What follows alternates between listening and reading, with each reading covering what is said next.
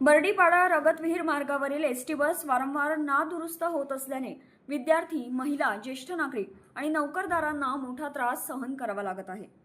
प्रवासादरम्यान बस कधी बंद पडेल याचा नेम नसल्याने प्रवाशांमध्ये भीतीचं वातावरण आहे। या रगतवीर आणि बर्डीपाडा नेहमी फेल असतात।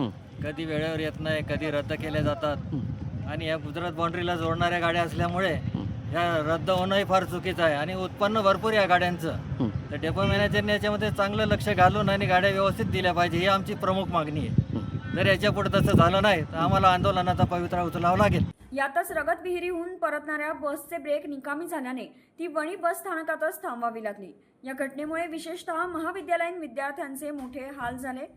कळवणहून येणाऱ्या बसेस आधीच पूर्ण क्षमतेने भरलेल्या असल्याने अनेक प्रवाशांना तासनतास बस स्थानकात प्रतीक्षा करावी लागली।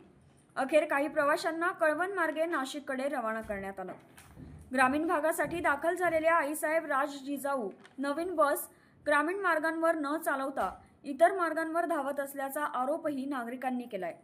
तसेच कळवण डेपोमध्ये कायमस्वरूपी जबाबदार अधिकारी नेमून बर्डीपाडा रगतविहीर मार्गावर सुस्थितीतील बस उपलब्ध करून द्याव्यात, अन्यथा तीव्र जनआंदोलन छेडण्याचा इशारा प्रवाशांनी दिलाय। न्यूज डेस्क, आपलं नाशिक।